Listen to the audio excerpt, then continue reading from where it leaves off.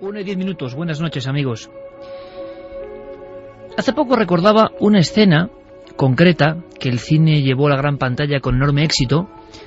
Una escena que muchos, estoy seguro, también han contemplado con los mismos ojos de estupor. Es un padre de familia, un padre vestido con su camisa de cuadros, barba poblada, y que ha salido dirigiéndose a lo que es un pequeño embarcadero porque hay unos sonidos raros que no dejan dormir a su familia. Esa familia vivía en una casa que quedaría marcada para siempre, para toda la vida. Una casa que se convirtió primero en libro de éxito, después en película. Una casa en Amityville. Y la escena que yo siempre recuerdo es la que se produce cuando el padre siente algo a su espalda, se gira y mira hacia dos ventanales que son característicos, dos ojos de la propia vivienda, en la parte superior. Allí ve a su propia hija de unos 4 años. Le sorprende porque la niña está mirando a través de la ventana, mirándole a su padre. Es la madrugada. No es habitual que haga eso. Padre e hija se quedan como hilados, enhebrados por algún tipo de energía. Pero el padre tiene un rostro de terror, porque en la misma habitación con la luz apagada, por detrás de la niña, hay algo, una sombra, algo que él identifica como un cerdo. La historia de Amityville se compuso de imágenes, es bien conocida por todos los amigos del misterio, pero su potencia es tan tremenda que silenció y sepultó otros muchos casos que en aquella década de 1970 se produjeron. Haciendo un breve estudio nos hemos encontrado con historias hasta parecidas en su tremenda anomalía, en sus situaciones absurdas, incomprensibles, pero hay un patrón que las une, amigos. Una familia que se cambia de casa, que tiene los mejores deseos y que poco a poco la convivencia se va convirtiendo en un infierno. El terror o horror en la casa de Ocean Avenue, Amityville, eclipsó a todas las demás. Pero ¿por qué no poner el foco de nuestra luz, de nuestro viejo y pequeño Flexo, sobre estas otras historias? ¿Por qué no elegir una que es tan tenebrosa como la mismísima de Amityville? ¿Por qué no hablar directamente con los testigos? Con la madre que vivió en el infierno, en otra casa, no muy lejos de allí, curiosamente. Esta noche, nuestro primer dossier es entrar en ese dormitorio, en esa habitación, en esa cocina, en esos pasillos. Un caso del que creo que en España apenas se ha hablado. ¿Os apuntáis a la aventura?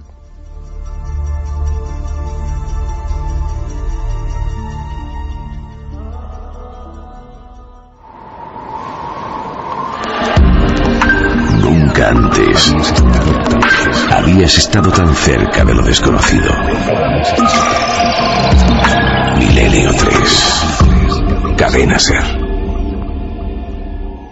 Esta noche hay diferentes contenidos. La conspiración va a ser importante, clave. Preparaos. Pero como decimos, la investigación primordial, o lo que va a ocupar esta primera hora, yo creo que merece la pena. Tiene documentos, tiene voces, protagonistas de un misterio. Y os seré muy sincero, yo no tenía ni la más remota idea de la existencia siquiera de este caso.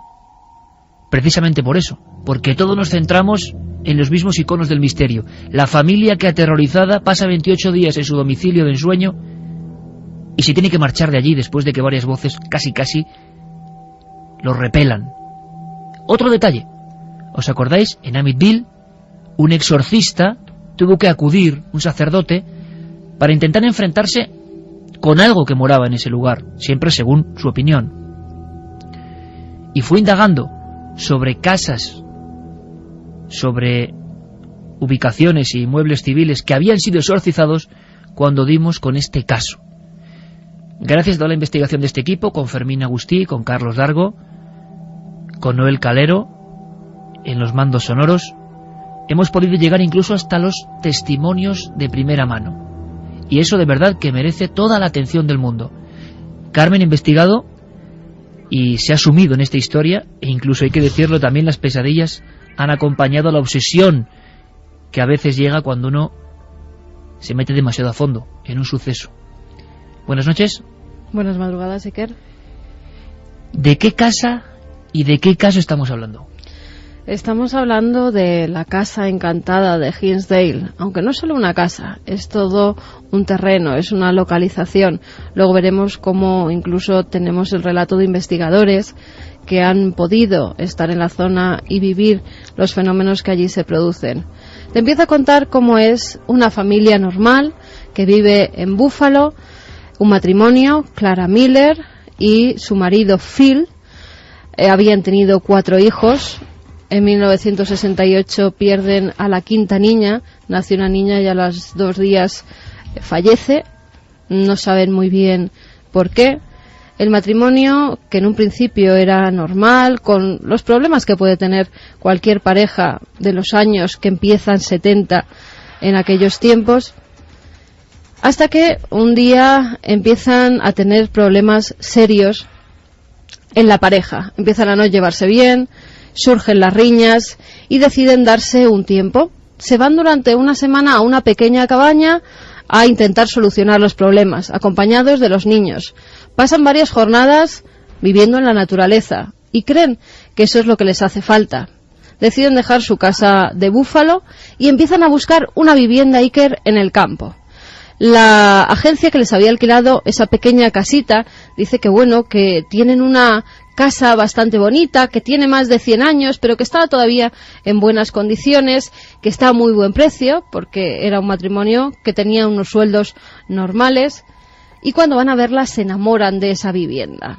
Es una casa blanca, tiene 2 pisos, en el piso de abajo hay un salón, una cocina bastante grande, una habitación, un baño, en la parte de arriba hay varios dormitorios también, el dormitorio de matrimonio, de nuevo un baño, incluso una sala de juegos, y también hay algo que aclara a la mujer, pues ella no estaba acostumbrada a esas grandes casas de campo y la extraña un poco.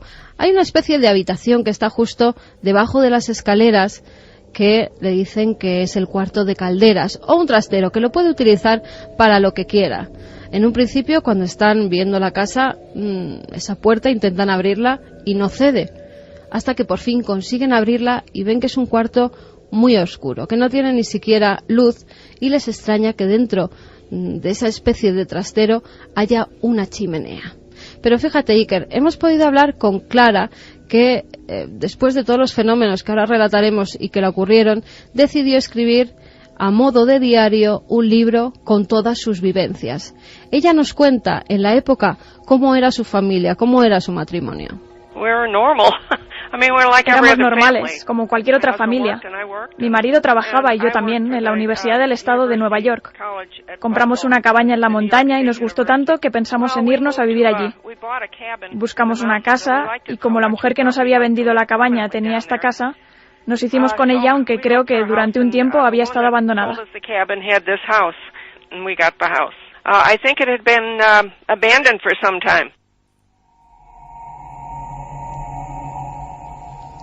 Como vemos, era una familia normal, van a vivir a la casa de sus sueños, creen que allí se van a solucionar todos los problemas, y justo el 18 de julio de 1970 empieza el traslado hacia esa vivienda en la que tanto cariño y tantos sueños habían puesto.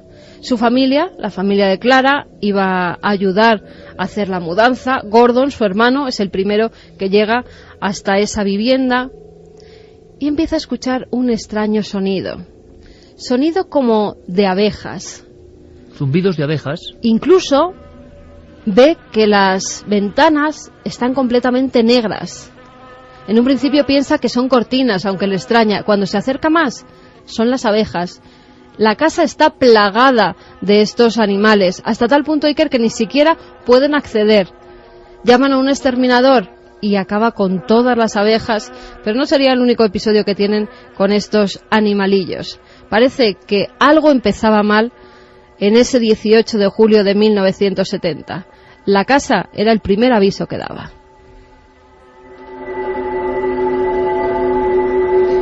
Detalle curioso y significativo que en Amityville, el caso Patrón, el que se convierte en absolutamente célebre, también aparecían las moscas, lo estoy recordando ahora mismo. ¿Sí? Por lo menos el testimonio siempre subjetivo de los Lutz, de los habitantes, que de repente todo se llenó de moscas negras que tapaban hasta las ventanas.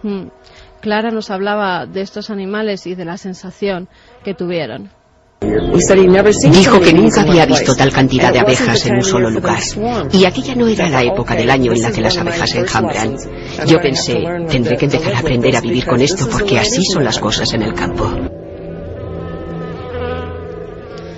No le dan mayor importancia a Iker, piensan que una vivienda en el campo pues tiene esa serie de problemas. Ellos estaban acostumbrados a convivir con muchos animales, es más, todos esos animales se trasladan con ellos a esa vivienda de Hinsdale. Tenían 2 perros, un gato, hasta una marmota que convivía con ellos y varios cerdos pequeñitos, varios animalillos que compartían la vida y en este caso la granja en la que iban a vivir. Tenían un terreno además muy amplio de 8 acres alrededor de la vivienda.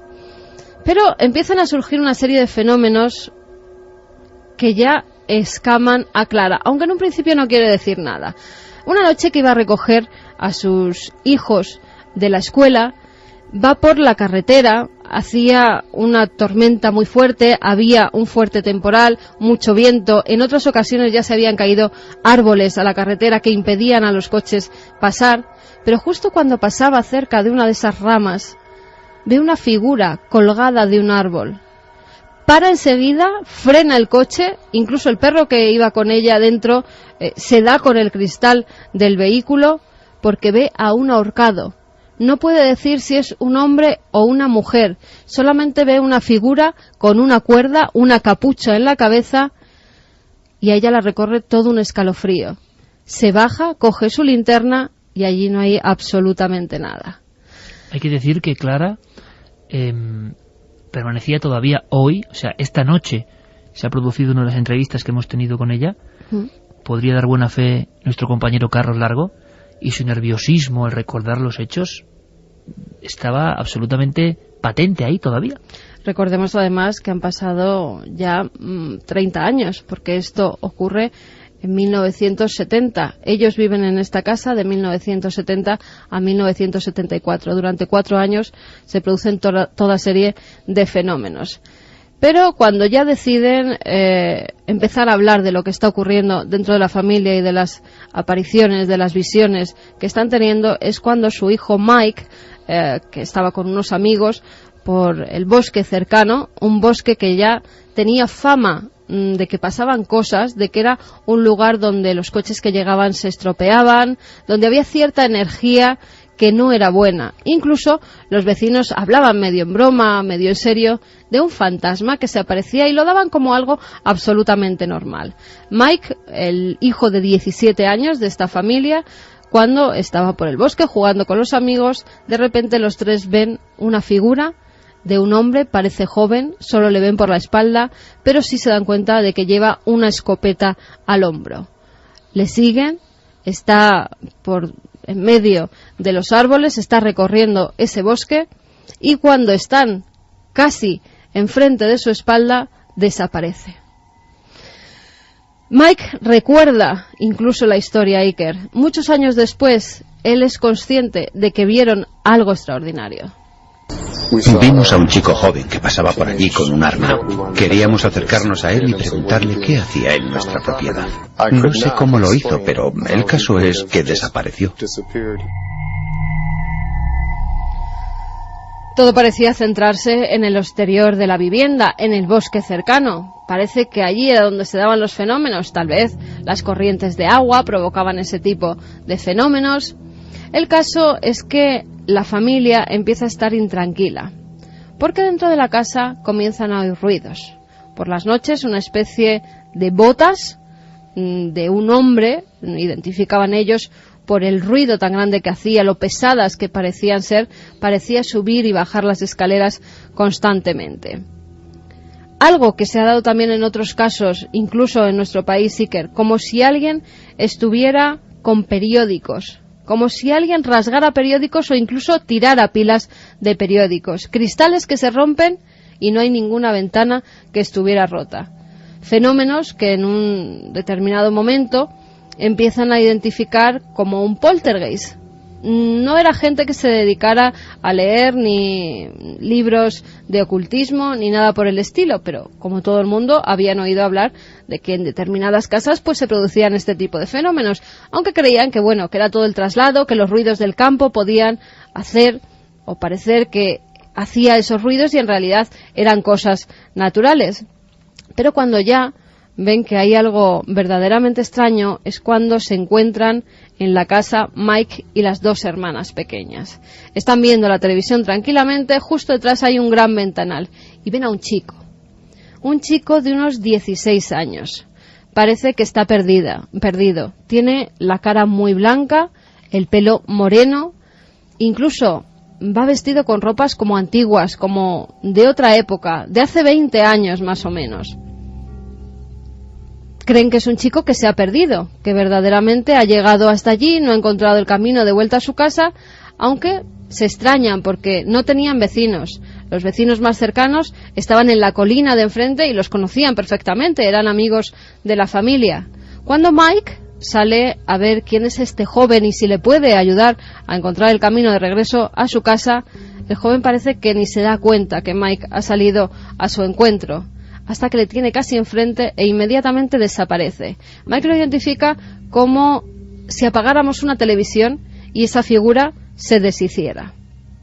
Pero esa misma noche le pasan cosas a Mike en su habitación. Él tenía una serie de estanterías donde apilaba varios juegos. Por la noche está durmiendo y se despierta con un fuerte estruendo.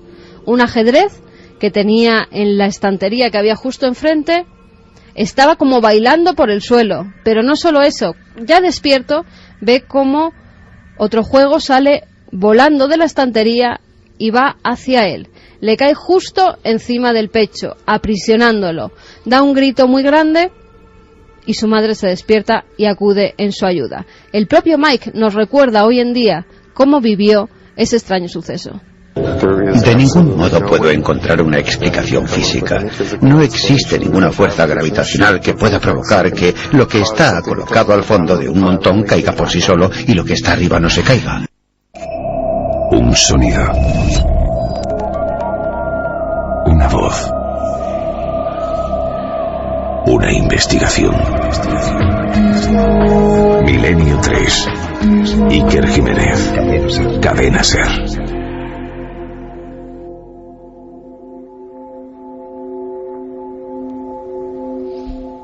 Una y 28 minutos, estáis ahí. La radio nos permite poner una lupa en el tiempo y el espacio y todos, cientos de miles de amigos, estamos ahora pues casi siguiendo las peripecias de una humilde familia norteamericana que va a empezar su casi calvario, podríamos decirlo así. Pequeño momento de oxígeno para que ahora Carmen nos siga contando cosas. Y es que además esta noche, tengo que decirlo, hay un regalo muy especial. Santiago Camacho, buenas noches. Buenas noches, Iker. Tú tienes el disco ya de Cuarto Milenio, ¿no? Sí, yo soy de los privilegiados. Bueno, pues esta noche, Carmen, respira un poco, ¿eh? O lo digo yo, que te veo todo con los papeles y los legajos. El disco de Cuarto Milenio, la música de La Nave del Misterio, tanto televisiva como radiofónica, que hemos hecho con todo el cariño y que nos acaba de llegar prácticamente, y que huele a nuevo, y que hemos hecho de verdad para que disfrutéis, con ese único objetivo, porque la música es misterio, el arte más misterioso que duda cabe, y porque creemos que el misterio no es mudo, y este programa, bien lo sabe Noel, ¿verdad?, es sinfonía constante. La música, como ahora escuchando las aventuras, peripecias y desgracias de esta familia, la música nos amplifica la conciencia. Hay músicas tan elegidas que hacen que vivamos como otras vidas, y en otros tiempos incluso. Así que esos 22 temas, con un libreto de casi 100 páginas que he hecho personalmente, y todo el cariño de esta nave. Así que hoy, excepcionalmente, no sé si podremos volver a hacer esto, Universal nos manda 4 ejemplares que vamos a dedicar, con las vías, que sabes tú mejor que yo, ya abiertas. Claro que sí, que vías de contacto abiertas, 27699, palabra clave milenio, espacio vuestros mensajes, milenio3 con número @cadenaser.com y la web de la cadena SER, www.cadenaser.com, para dejar vuestros mensajes segundo a segundo. Voy a decirle a Carlos algo que venga rápidamente, raudo, veloz, para que nos cuente algo que es importante respecto a Clara Miller, que es esa sensación de que hay personas que, aunque haya transcurrido todo el tiempo del mundo, no pueden olvidar lo que han vivido. Y yo creo que este detalle es muy importante, es más importante de lo que parece. Carlos, buenas noches. Buenas noches, Iker. Has podido hablar con Clara, que no es solo la vamos a decirlo así, escritora que ha puesto, como ocurrió en Amityville con Jay Anson, un diario sobre los sucesos que vivieron, que van complicándose además cada vez más, sino porque es ella la que vive en sus carnes y además como madre de familia de una forma especial. Casi en titulares, ¿qué has percibido de esta mujer? Pues en su voz se denotaba mucho nerviosismo al recordar todas las vivencias que ella y su familia habían experimentado años antes. E incluso, bueno, pues le comentaba a Carmen que cuando nos pusimos en contacto con ella, bueno, pues rápidamente respondió, pero sí que nos pedía, digamos, previamente qué tipo de preguntas se le podían hacer en esa entrevista. Parecía tener un poco miedo a descubrir parte de su pasado, de nuevo, a recordar, a rememorar. Y fíjate qué casualidad que, por ejemplo, también contactamos con un investigador que luego seguramente Carmen recuperará, Michael Rambacher, y precisamente Michael me confesaba, digamos, a través del correo electrónico, que Clara previamente le había escrito también a él para pedirle consejo, si aceptar esta entrevista o no. Y bueno, pues Michael, también le tenemos que agradecer, le dijo a Clara que sin ningún problema, que en su lugar él la haría la entrevista porque, bueno, según él, estas cosas hay que darlas a conocer, hay que traspasar fronteras, y aconsejaba a Clara que, bueno, que a pesar de que han pasado muchos años y que quizá no le traigan muy buenos recuerdos, que quizá era muy buena idea para ella, para ir dejando atrás todas estas cosas, el dar a conocer, el dar ese salto internacional, digamos, traspasar las fronteras y hacer llegar la historia aquí a España, por ejemplo. O sea que ella estaba un poco atormentada y no olvidaba, y además, digamos que se ratificaba en todos los hechos que se habían comentado en ese escrito que se había publicado en Estados Unidos. Eso es. Bueno, Carlos, pues vamos a escuchar a esta mujer. Ahora vamos a saber un poco cómo palpita su lenguaje y qué le va pasando poco a poco a esta familia. Porque los acontecimientos, Carmen, prosiguen. Es como un increscendo, como ocurre en otras ocasiones y en otras casas, ¿no? Sí, además, toda la familia es testigo de estos fenómenos. Algunos eran más incrédulos e incluso iban a investigar si oían un sonido en algún sitio para ver de qué podía tratarse, fenómenos naturales. Decía, por ejemplo, Mike, que era el hijo mayor, era el más descreído, o el marido, Phil, que en un principio no se creía nada, y además era el que menos tiempo pasaba en casa, porque él seguía teniendo su trabajo en Búfalo. Clara había dejado de trabajar, se dio cuenta un día de que ya no podía con todo, tenía que hacer más de 100 kilómetros al día, salía a las 5 de la mañana de su casa en el campo y llegaba a las 6 de la tarde, apenas veía a sus hijos y había tenido la niña pequeña algún que otro accidente, se había hecho una brecha con la bicicleta y entonces decidió dejar el trabajo por completo. Pero como te decía, Iker, las apariciones continúan y son más miembros de la familia los que ven, por ejemplo, a una chica que está bailando. Mari, que es la niña pequeña, estaba con una amiga jugando en el porche de la casa. Esta niña, Mari, tiene 11 años. De repente ve como una chica que ella identifica como muy blanca, grácil, dando vueltas, bailando, con un vestido vaporoso, dice que de pelo oscuro y de cara muy blanca, con algo extraño en los ojos, como si no tuviera ojos o los tuviera muy oscuros. Se va acercando a ellas como riéndose. Inmediatamente ellas se asustan, entran incluso en una crisis de pánico y la figura parece que se desvanece entre las hierbas. Van inmediatamente a contárselo a su madre. Cuando sale Clara, allí no hay absolutamente nada, pero después de todo lo que ha pasado ya cree a las pequeñas. Su hija Beth también es testigo de cómo en su propia habitación una figura de una mujer vestida de blanco, con la cara muy pálida, con el pelo, decía Beth, humedecido, como si acabara de salir del agua. La miraba desde la ventana. No sabía decir si estaba dentro o fuera de la habitación, pero estaba segura de que se había reflejado en su espejo. De nuevo entra en pánico Iker. La casa está viviendo ya una serie de fenómenos que hacen que la histeria colectiva se vaya propagando. Si quieres, nos lo cuenta la propia Clara, porque ella identifica cada uno de estos fenómenos y las visiones que tienen. No puedo describirlo, realmente tienes que experimentarlo. Simplemente, de repente, ves y te sientes nerviosa, sientes presión en tus oídos. Nunca sabías lo que iba a suceder. Escuchas sonidos, pasas en la parte de arriba de la casa cuando no había nadie allí, todo tipo de cosas. Mi hijo vio a un hombre que desapareció justo delante de él. Y mi hija también veía cosas cuando realmente no había nada.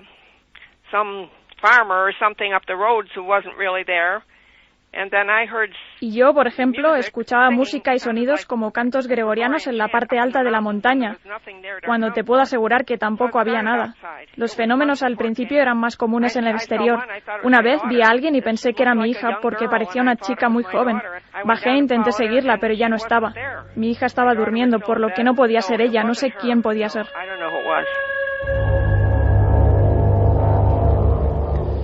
40 años después de los hechos, prácticamente, una mujer, cabeza de familia, o madre de familia en este caso, se convierte en portavoz y pasa negro sobre blanco las experiencias que vive el núcleo, las personas que están ahí comportándose de una forma aparentemente normal, hasta que su vida empieza a ser casi imposible. Es decir, un calco que ha ocurrido en otras muchas ocasiones, a lo largo del tiempo. Repito que la historia del horror en Amityville eclipsó a todo lo demás. Nosotros hemos lanzado una encuesta esta noche, aunque hay muchos temas y muy distintos a lo largo de estas 3 horas, pero que tiene que ver con este fenómeno que sabemos que impresiona bastante y que siempre ha estado ahí. Seguramente nunca sabremos qué demonios, diablos o ángeles o fuerzas lo producen, pero que siempre ha estado ahí y comportándose de formas bastante parecidas. Aunque en este caso, por lo poco que yo sé, hay algunos elementos que cuando Carmen, por ejemplo, ayer me los iba contando, yo decía: qué curioso es el mundo del misterio. Creo, o pienso muchas veces que ya lo he escuchado todo, y siempre hay elementos novedosos, que no caben ni en la mente de un guionista, que aparecen, y que en mi opinión muchas veces aparecen porque son genuinos. Nos pueden parecer absurdos incluso, pero están ahí por el miedo de una familia. Nosotros hemos querido preguntaros a vosotros, los que estéis al otro lado, por si habéis vivido en alguna ocasión fenómenos de este tipo, quizá no tan graves, claro, pero fenómenos extraños, en vuestra propia casa, en alguna ocasión, porque puede salir un sondeo interesantísimo. Imagino que el porcentaje de los que digan sí va a ser mínimo, ¿no? Te equivocas. Pero me gustaría, ¿así? Sí, por el momento ha votado mucha gente y el 57,7% dice que ha vivido algún tipo de fenómeno extraño en su propia casa. En su propia casa. Bueno, esa es la encuesta, amigos. Porque quizá todo esto, con explicación o sin ella, sea algo mucho más común, más normal. La motivación de este programa, de esta primera hora, es exponer claramente que Amityville no era el único caso. Hay un detalle, Carmen, que tú me contabas y que a mí de verdad me dejó bastante impactado, y es: pasa algo con los armarios y la ropa de las niñas, nada más. ¿Ves? Un elemento que yo jamás había escuchado, por ejemplo, y que siempre, según el testimonio de esta madre, pues ocurrió uno de esos días. Pues sí, que además era curioso porque solo pasaba en la habitación de las niñas y en la suya propia. Parecía que el fenómeno, fuera lo que fuera, respetaba por completo la ropa de las personas masculinas, de los hombres que habitaban la casa. Era siempre la ropa salida de la cómoda del cuarto de las niñas y del cuarto de Clara. Ese era uno de los fenómenos, pero también había, como en otras casas encantadas... Pero, o sea, que entraban y aparecían las cómodas abiertas, sí, y estar la casa habitada en ese momento, y la ropa por fuera, la ropa solo de las niñas. Tirada por el suelo, como si hubiera salido volando directamente de los armarios y de las cómodas. Pero ocurrían más fenómenos que hemos identificado en otras casas supuestamente encantadas. Por ejemplo, olores, malos olores en alguna de las viviendas. Bajada de temperaturas. Había una habitación, la de la niña, la de Mary, la niña de 11 años, que casi ni se podía dormir allí, porque estaba en estado de congelación. Siempre estaba toda la casa caliente, menos esa habitación. También oían los pasos a los que hacía referencia antes, y Clara nos contaba en el corte que hemos escuchado antes cómo en una ocasión, cuando iba con su perro justo al lado de la casa, iba dando un paseo y escucha unos extraños rezos, una especie de canto gregoriano. Parece que era una música, ella decía que podía ser alguien, algún vecino que estuviera cerca con ese tono, con esos rezos. Alguna iglesia incluso preguntó a los vecinos que tenía si por allí había algún templo, alguna iglesia. No era absolutamente nada. Ella afirma que escucha el canto gregoriano, pero fuera, en el exterior. O sea, que es una cosa exterior, fuera de la casa, en ese terreno que le pertenece, escucha unas voces. Eso es. Y no solo voces. Dentro de la casa también identifican un ruido muy fuerte. Una de las noches parece que se ha caído algo. La familia baja hasta el salón y se dan cuenta de que está todo en orden, pero las luces, de nuevo otro fenómeno característico, empiezan a parpadear. Tan solo en esa estancia, el resto de la casa estaba con la iluminación normal. Y una habitación en concreto de donde parecen venir los ruidos, de esa especie de trastero que había debajo de las escaleras. Abren la puerta y se dan cuenta de que hay una serie de ladrillos acumulados en medio de la estancia que pertenecían a la chimenea. Se quedan extrañadísimos porque era de noche, no había nadie más en la vivienda. ¿Y quién había apilado esos ladrillos y los había quitado de esa chimenea? Escuchamos lo que nos decían. Nos llevó un buen tiempo retirar todos aquellos ladrillos de aquella habitación. ¡Oh, Dios mío! Pensé, esto no. No sabíamos lo que era, pero era demasiado fuerte.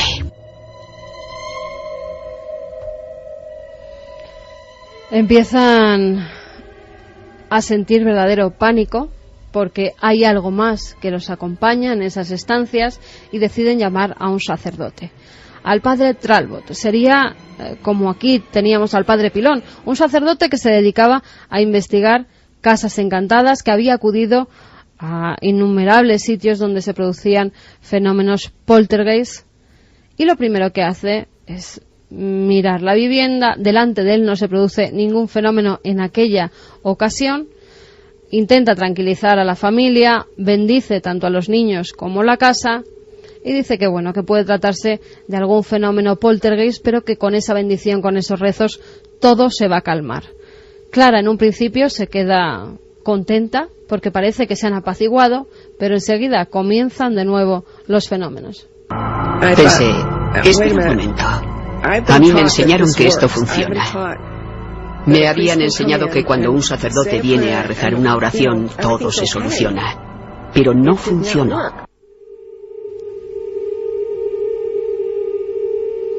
Y no funcionó, Iker. Es más, a los pocos días llama la policía a su puerta y le da una mala noticia. Su hijo Mike acaba de tener un accidente de coche, está en coma en el hospital. En la ambulancia, todavía en estado semi-inconsciente, logra decir que alguien viajaba con él. Los policías recogen ese testimonio. Cuando llegan hasta el hospital se dan cuenta de que ha sufrido un accidente muy grave, incluso tienen que quitarle el bazo en la operación, tiene un brazo destrozado. Los padres están verdaderamente preocupados. Clara nos cuenta la situación que vive cuando llega a ese hospital.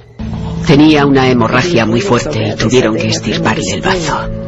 El agente que le sacó del coche dijo que Mike había asegurado que dentro del coche había alguien. Aclaramos en este momento que una de las informaciones o de voces que estáis escuchando pertenecen a una grabación del documental efectuado hace algunos años, y que las otras, para que no haya desdoblamiento de voces ni fenómenos raros a interpretación de la audiencia, pertenecen directamente a la entrevista que ha mantenido este equipo con Clara Miller.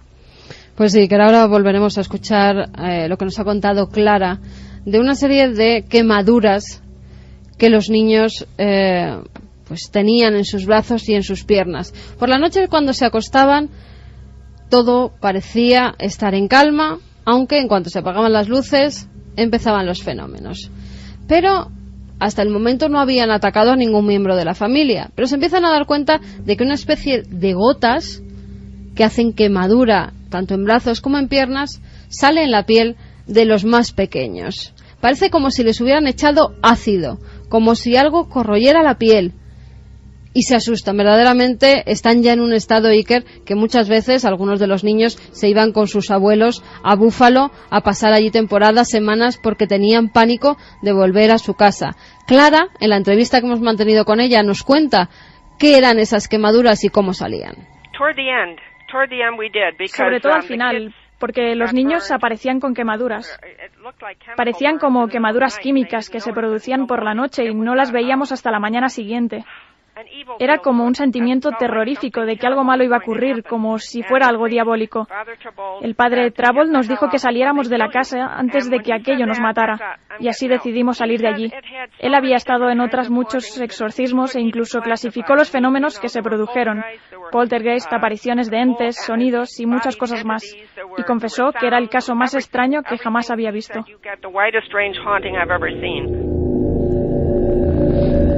Caramba, con el padre Trabold. O salís de allí o esto os va a matar. Desde luego no parece la mejor indicación, pero sí demuestra perfectamente el nivel de pánico colectivo que se había adueñado de aquella situación, ¿no?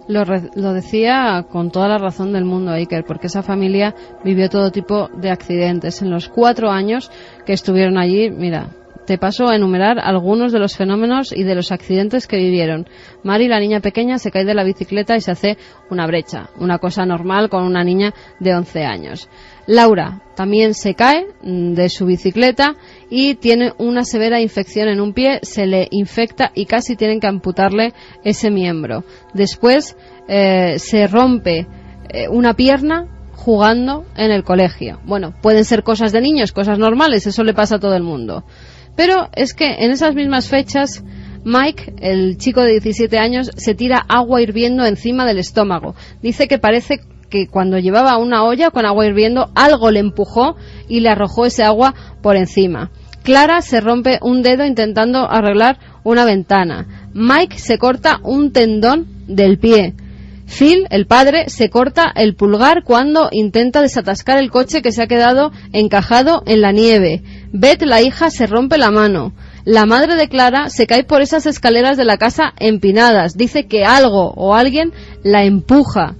Que luego, además, la abuela de los niños, la madre de Clara, también sería una de las testigos de ver apariciones incluso a los pies de su cama, una especie de figura vestida con un sombrero y sentado a los pies de su cama. O sea que toda la familia, no solo el núcleo inicial que se traslada allí, ve cosas, siente cosas y sufren los accidentes. Los padres de Clara tienen 3 accidentes de coche en tan solo 2 meses, algunos de ellos gravísimos.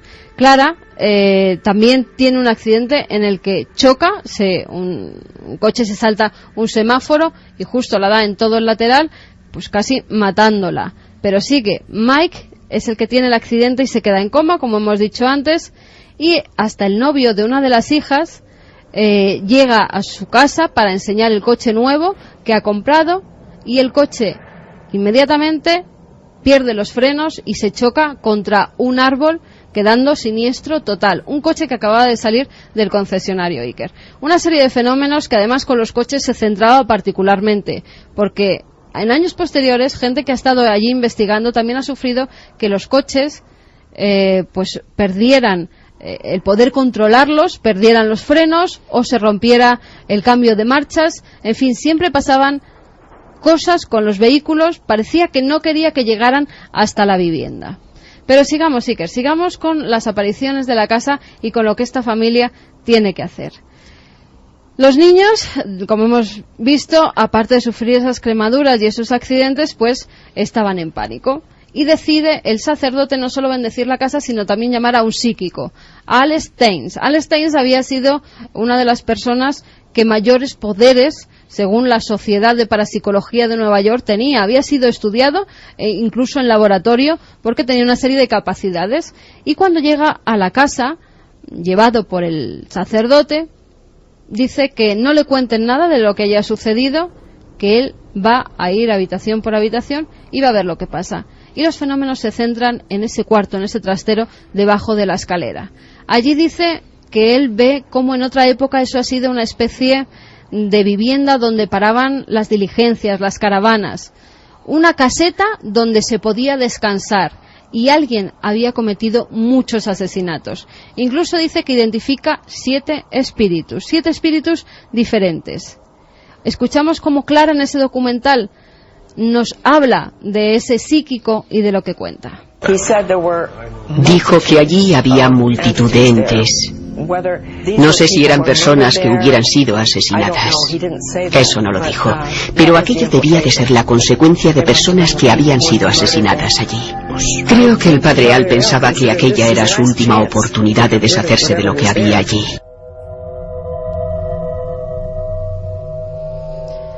Intentan por todos los medios deshacerse de esos espíritus, bendicen la casa, el psíquico intenta expulsar a esos entes que la habitan, y el propio sacerdote, ahora ya fallecido, dejó sus palabras.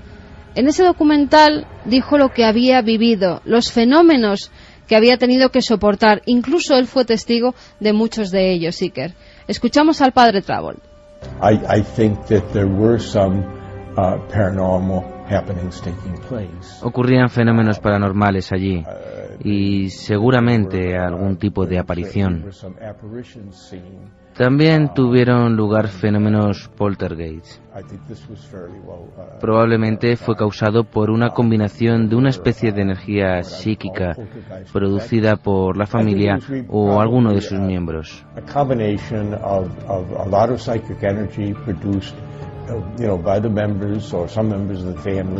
Estoy seguro, allí había energía psíquica. La familia se trasladó a la costa oeste. El marido murió y una de las niñas también.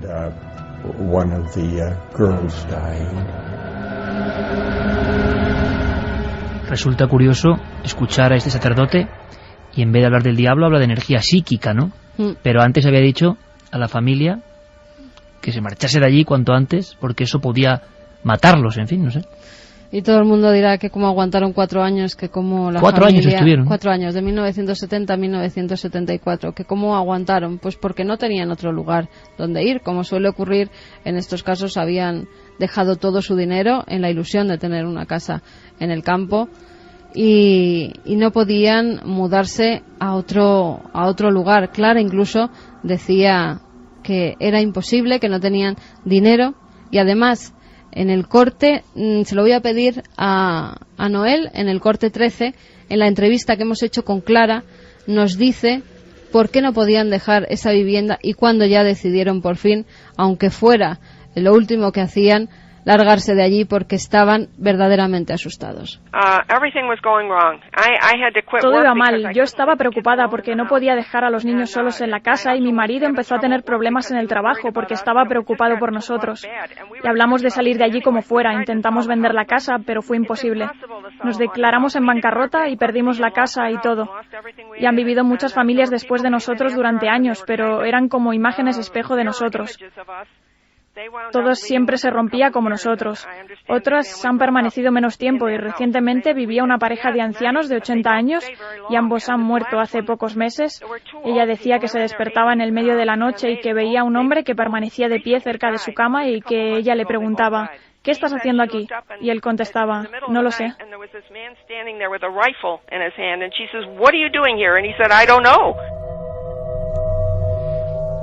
En fin, algunas imágenes no muy habituales y que tienen su fuerza. Ese niño de 16 años que lo ven a la vera del camino y que parece no saber dónde está y que luego... se repite ahora con este hombre que definen perfectamente los dos ancianos, ya de una edad provecta, y que dicen incluso mantener un diálogo con esa figura y la respuesta es no sé, me parece.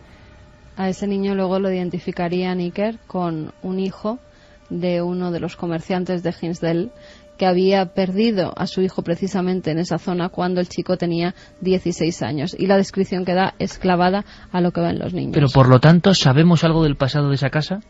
Sabemos que fue una antigua cabaña donde efectivamente... Eso no es solo la visión del sensitivo, no es solamente la sino visión, que hay documentación. Hay documentación, hay mapas, incluso los caminos que pasaban, los caminos que hacían las diligencias y que pasaban precisamente al lado de esa casa. Era un sitio donde los viajantes descansaban y que al parecer, pues...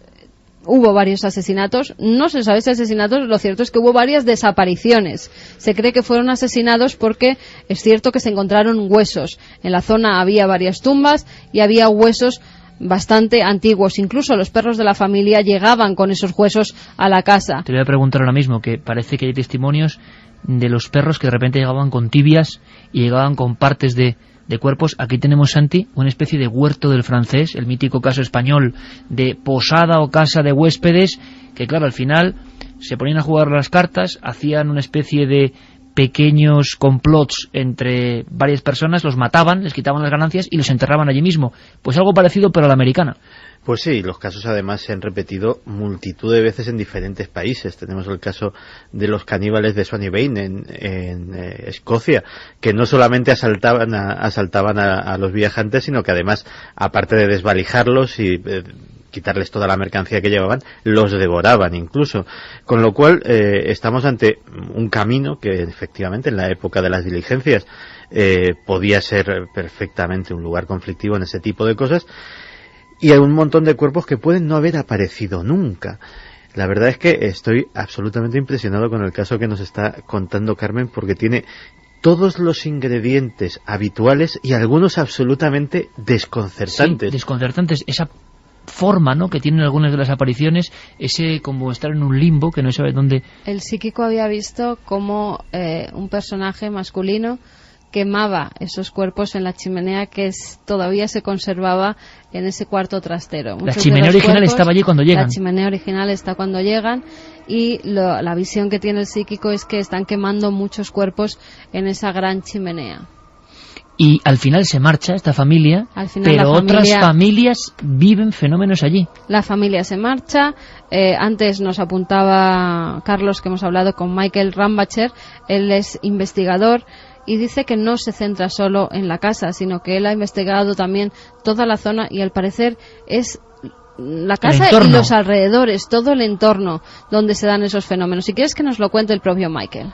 This thing that is everybody calls the Hinsdale House, lo que la gente llama como casa Hinsdale no es exactamente la casa. Tienes que entender que todo eso pasa por el lugar en el que la casa está físicamente.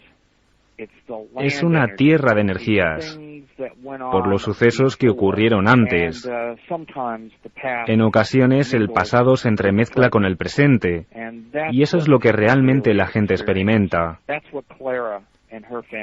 Eso es lo que Clara y su familia experimentaron. Y sí, hubo muchas personas como Florence y Joe Misnick que vivieron después allí y sintieron lo mismo que la familia Dandy.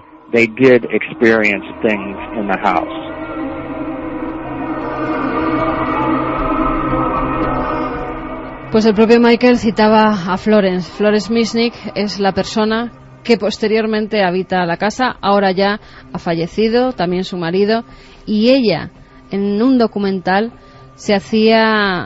nos contaba al entrevistador cómo veía a ese hombre con sombrero y lo que le decía.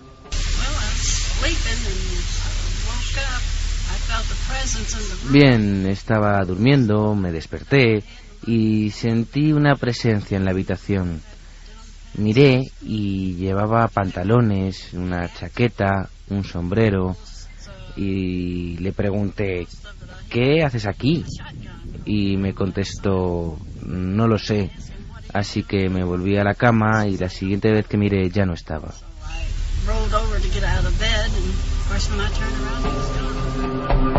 Sin duda, por otro lado, esta mujer que ya no existe, que ya falleció, con mucho aplomo, preguntar a una figura como el que, vamos, y no sé, y al final la casa, por cierto, continúa, está ahí, se derribó.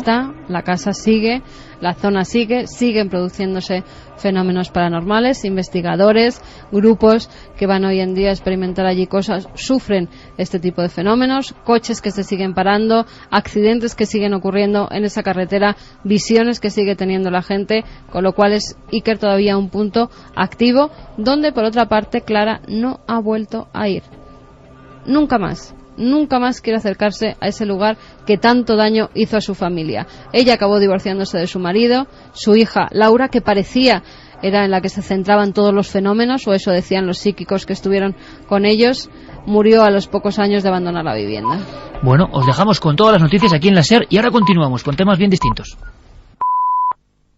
Pues casi de la época del caso que estábamos comentando. Los años 70 también fueron un tiempo de ebullición para la música cósmica, la música misteriosa, o por lo menos esa música un poco diferente.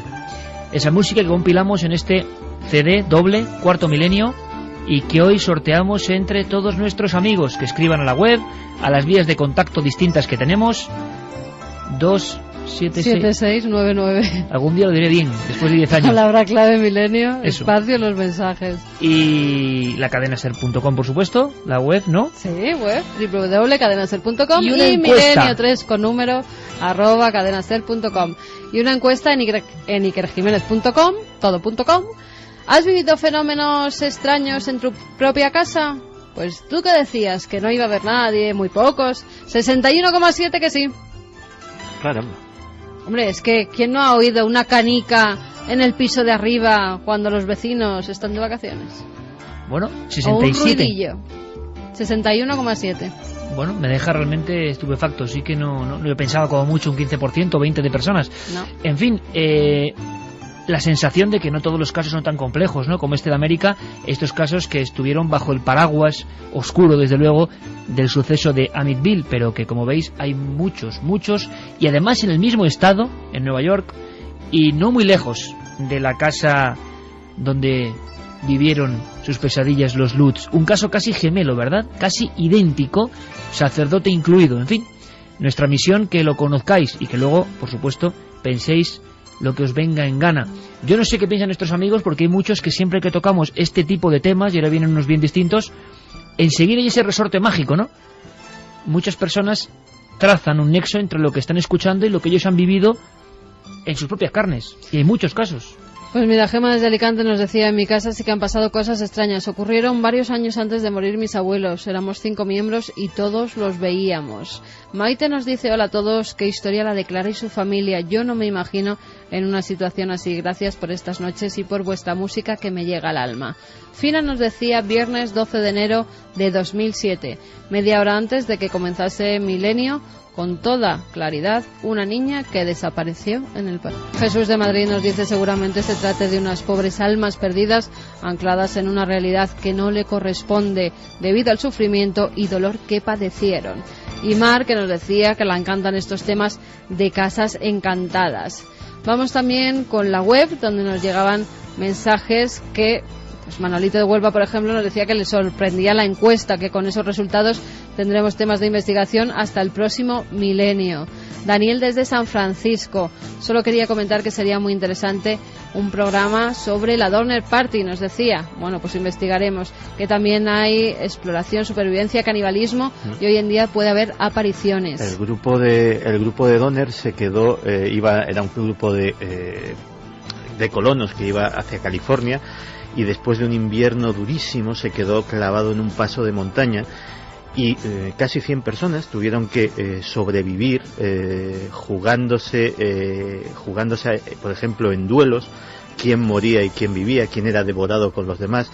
Es una historia terrorífica, e incluso a día de hoy hay investigación arqueológica en el sitio, donde se pueden encontrar todavía los restos óseos de algunas de las víctimas, con marcas de sierra, con marcas de dientes, que dan testimonio de la tragedia que sucedió allí.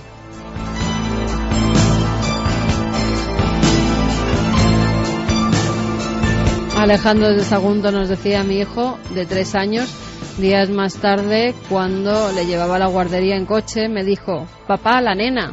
Me giré lentamente y vi a mi hijo señalar al techo del coche. En ese momento me eché a temblar. Miguel Dávila, que nos dice que está solo en casa y que ve sombras por todas las partes, pero que es genial. Nos dice también: yo he sufrido fenómenos poltergeist hace 13 años en el Lazareto de Mahón. Nos lo comentaba Agustín. Olores y sensaciones extrañas asociadas a mi padre fallecido. Nos lo comentaba Susana desde Calaf. Carmen nos decía: me tenéis totalmente enganchada con el programa de hoy, un tema apasionante que me pone los pelos de punta. Vero, buenas noches y querido equipo, otro sábado sin poder dormir y con los pelos de punta, gracias por el programa. Patricia nos decía que ha visto que cada vez que hay algo paranormal llaman a un sacerdote y a veces no da el resultado. Me da la impresión de que si la familia no cree en lo que el exorcista va a hacer, entonces no va a dar resultado. También nos decían que una madrugada, Fuensanta, Torrano, una noche, unos puñetazos en la puerta de mi piso me despertaron súbitamente. Cuando desperté a mi marido, cesaron. Comprobamos que no era nadie y nadie más los oyó. Fue aterrador.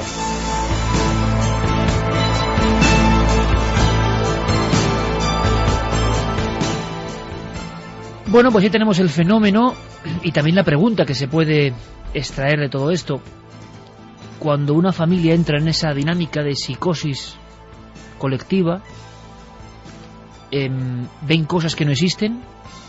¿O esas cosas son más claras precisamente porque ahora se están fijando en todo?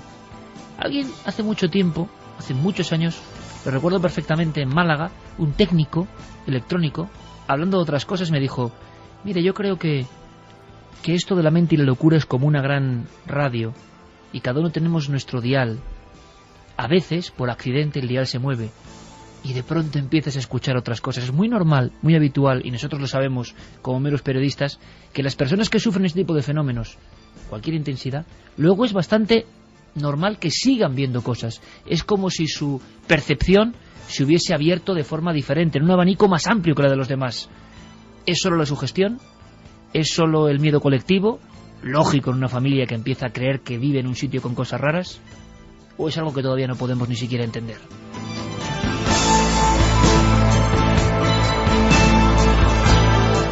¿Cómo suena este fragmento de Alan Parsons? Esto es la música cósmica en esencia, ¿no, amigos? Alfredo Matarranz y el maestro Noel Calero, que siempre tienen a bien aderezarnos las historias de miedo y de conocimiento con un poco de esa música que es para escuchar, evidentemente.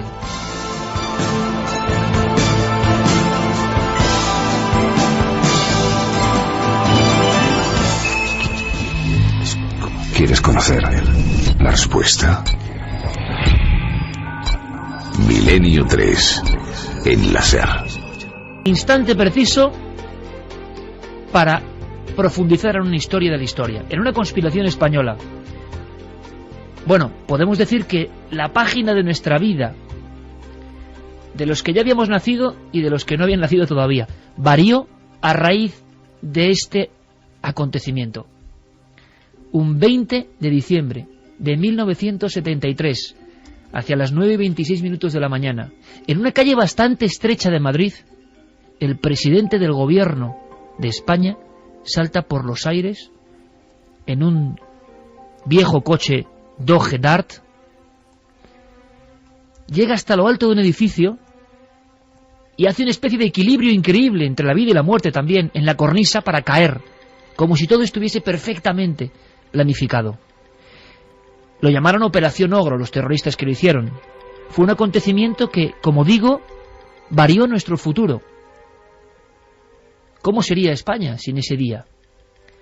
Madrid amaneció con un shock como nunca ha ocurrido. Desgraciadamente tenemos ejemplos posteriores en los que sí, la sensación que ya vivimos todos, por ejemplo el 11M tuvo que ser algo parecido, pero esto era tan inhabitual, tan infrecuente.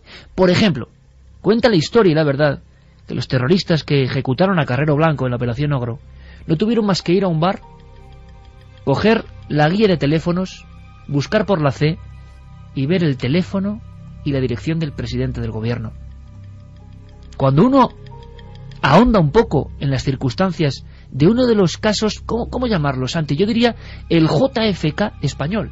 Es decir, si tenemos el caso de Kennedy, después de tanto tiempo, todavía con tantas incógnitas, lo mismo, igual que en la primera hora, ha habido casos, por ejemplo, el de Carrero Blanco, la muerte de Carrero Blanco, el atentado contra Carrero Blanco en España, que conforme va pasando el tiempo y lo vamos analizando, como ha hecho también el invitado que ahora nos va a acompañar, uno se queda perplejo de las cosas que pasaron hace no tanto tiempo.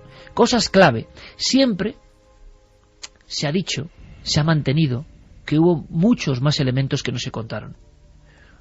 ¿Es posible que en aquel momento unos individuos atravesasen la calle de Claudio Coello a muy poquito de la embajada americana, haciendo gran ruido en un túnel, con una pestilencia increíble? Nadie se preocupó de pedir licencia de obras. Es cierto que a día de hoy, en ese tramo de la calle Claudio Coello, sigue habiendo una grieta que se abre como recordando esta historia. Había una marca roja siniestra que los terroristas utilizaron. Es cierto que hay fotografías donde en un enorme agujero socavón lleno de agua, los coches, como si fuera aquello el fin del mundo, la policía moviendo automóviles, y hay un Morris, un Austin, que están moviendo también y que estaba lleno de explosivos y no lo sabían en aquel momento. Es cierto que aquella mañana fue de caos en Madrid porque no solo ocurrió esto, sino que al mismo tiempo que el coche del almirante Carrero Blanco saltaba por los aires, en el matadero de Legazpi, un toro de grandes dimensiones y furia empezaba a embestir a la gente por la calle, mostrando una especie de extraña contradicción de este país que a veces alcanza casi el esperpento.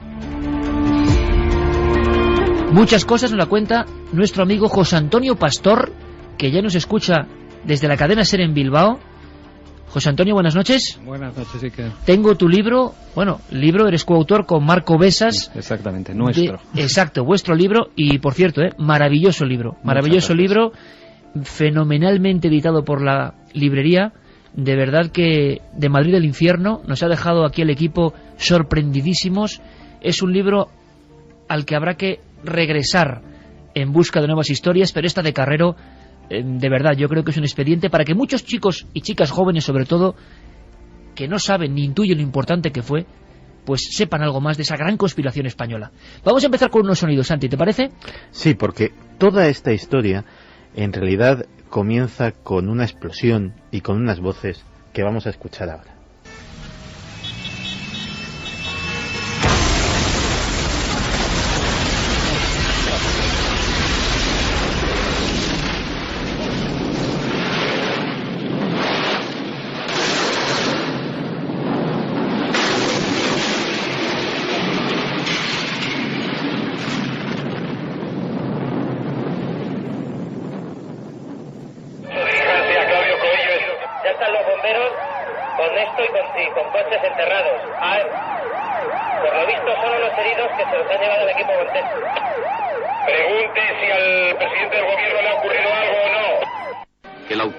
Voló por los aires, chocó en la cornisa superior de la residencia de los jesuitas y fue a caer dentro de un patio, quedando completamente destrozado.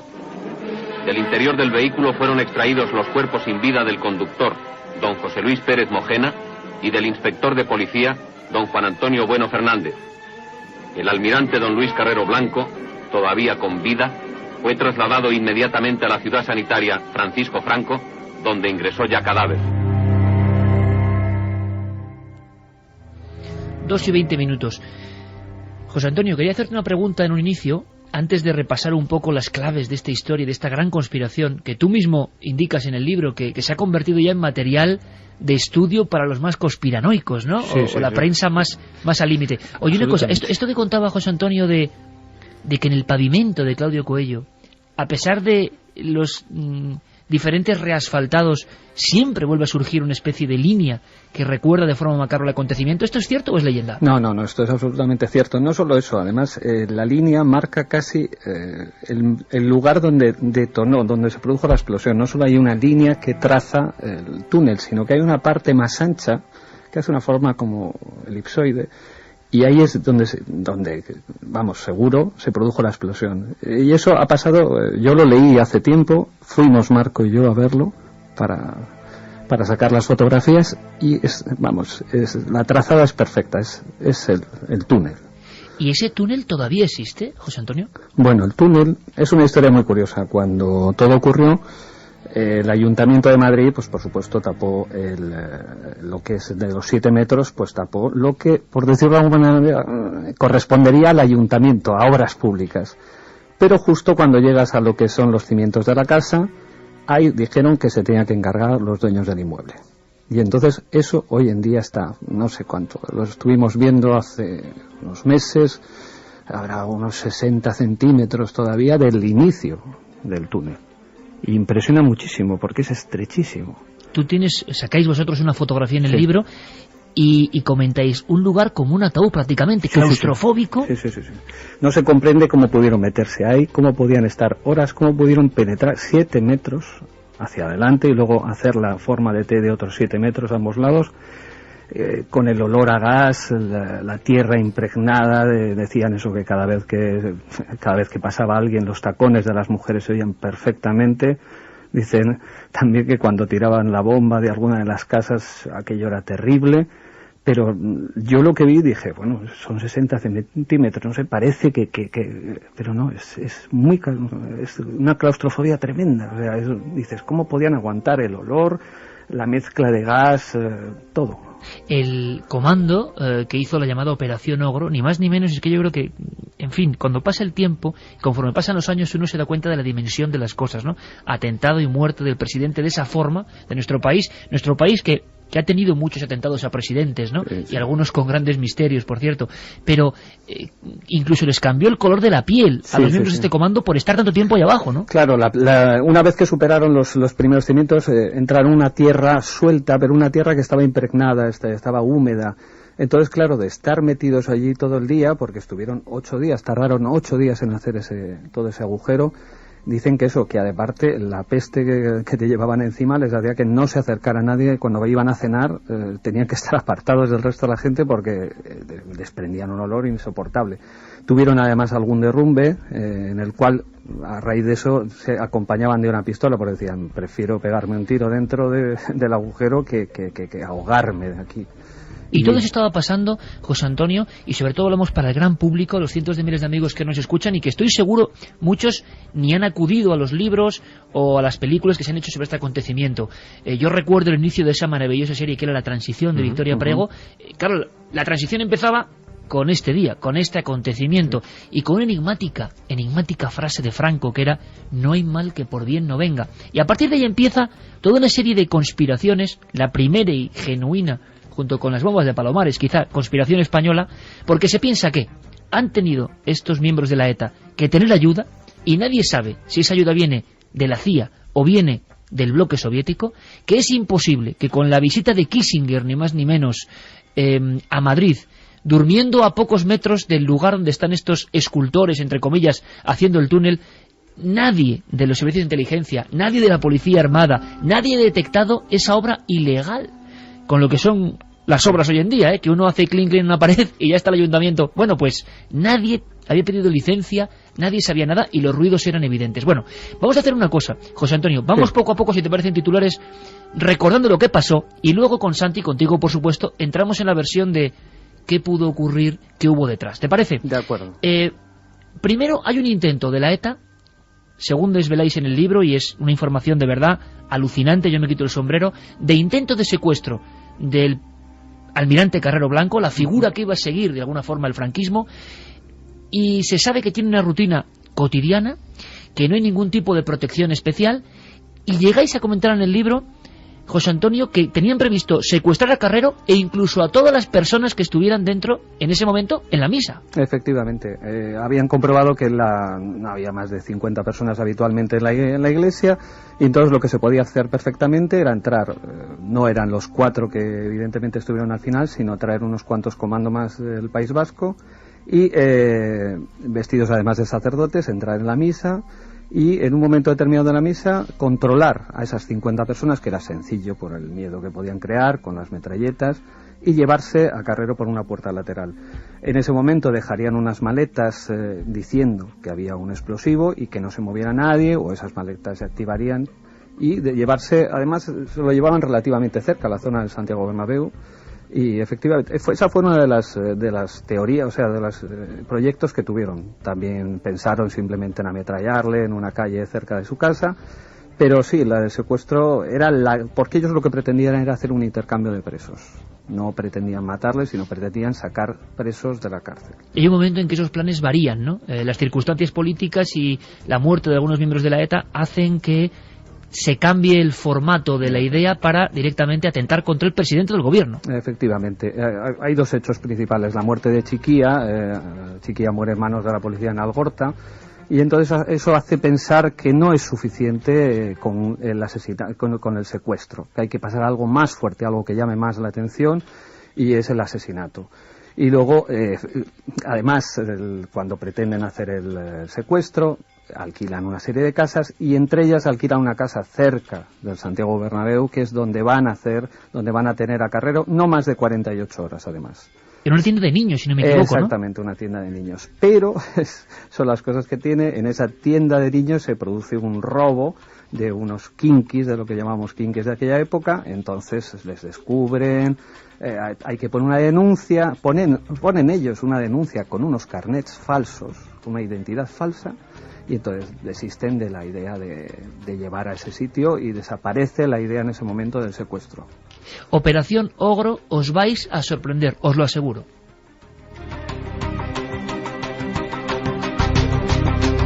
Y por supuesto, las vías de contacto, cualquier opinión al respecto. El atentado que cambió nuestra historia. Yo sé que Santi está ahora mismo que quiere saltar sobre el micro porque sé que tiene una información increíble, lo sé, pero quiero que escuchemos cómo ocurrieron los hechos. Por ejemplo, no lo vas a contar ahora, pero Carrero recibe una llamada esa misma noche. Ahora lo contamos, sería la parte no oficial. Vamos con la oficial. La oficial, José Antonio, que además lo está describiendo perfectamente, es que al final unos hombres pertenecientes a un comando de la ETA localizan la ruta.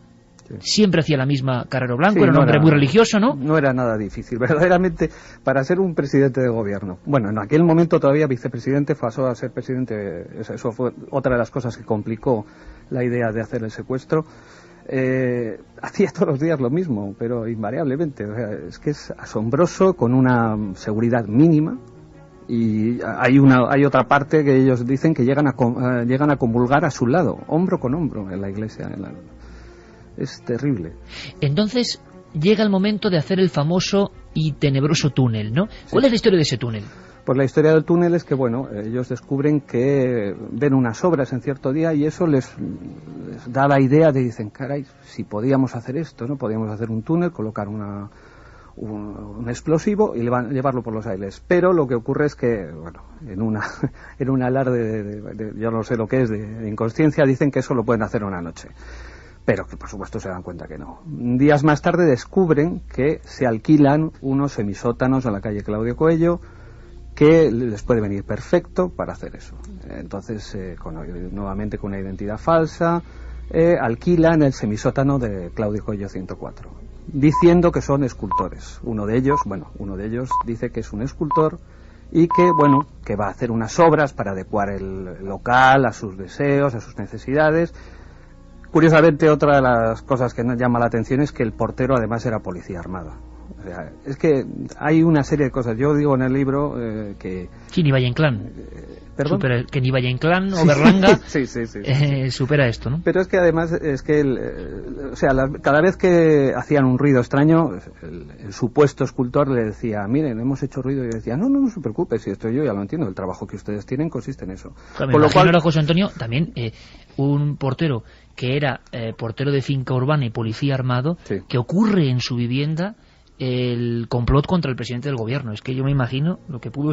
No sé si se investigó la vida de este hombre después, ¿no? No lo sé, la verdad es que, mira, es una cosa que no hemos llegado a investigar, pero es que además los olores a gas, todo revelaba que allí estaba ocurriendo algo. No hubo ni una queja del vecindario, no hubo nada. Parecía lo que digo en un momento, que el policía armado lo que parecía era vigilar el buen estado de las obras, en vez de vigilar lo que estaba ocurriendo allí. Y llega el día de la explosión, pasan pues por el infierno realmente de ese subsuelo, les cambia hasta la tez, lo que comentabas, José Antonio, del olor, la claustrofobia, y consiguen directamente horadar todo el suelo de esta calle, que es estrecha, pero es una de las calles, para quien no conozca Madrid, del meollo del barrio de Salamanca, del corazón de Madrid prácticamente, muy transitada, en una zona ya un poco más hacia arriba, más tranquila, y llega el día de la explosión, que yo creo que es que no sé si se lo esperaba alguien o no, pero la conmoción, incluso en las voces de los propios policías armados, hay como un shock, nadie sabe lo que ha ocurrido, nadie sabe qué decir. A las 9:26 de la mañana ocurre algo realmente inesperado, el plan sale con una perfección casi militar. Sí. Además, por lo que podéis leer en el libro, resulta curioso que a estas personas les saliera todo tan bien. Es muy extraño, realmente, porque hay ciertos elementos de la preparación que también son bastante chapuceros. Se dejan bolsas con las pistolas, el agujero, no, realmente al caérsele dicen, bueno, pues esto igual hay que colocar alguna madera para que esto aguante. No, hay una serie de cosas que no coinciden con una preparación perfecta, y sin embargo el resultado es perfecto en ese sentido, es lo que pretendían. Pero ya digo, es muy extraño. Es extraño, y al final ocurre que la detonación hace elevarse el coche 30 metros. 30 metros, un coche blindado que sube hasta la azotea de ese lugar de los jesuitas, y que luego se ha reproducido en la famosa película Operación Ogro. Pero hay algo que a mí me sorprende tremendamente. Sabemos casi todos, creo, lo que ocurre. Hay un instante de desconcierto tremendo. un gran boquete como si fuera la boca del infierno se ha abierto ahí, con agua, los coches, y la policía empieza a apartar los coches sin saber que está apartando, por ejemplo, uno de ellos es un coche de la muerte, vamos. Sí, sé por dónde vas. Es terrible. El Morris aquel, el Austin que habían colocado en doble fila un Austin para asegurarse dos cosas. Una, que el coche pasara por el sitio exacto, se habían separado un poco en la doble fila y tuviera que ralentizar la marcha. Y además habían colocado un explosivo dentro para, ya rematar que todo aquello fuera tremendo, ¿no? Y lo curioso es que ese coche no explota.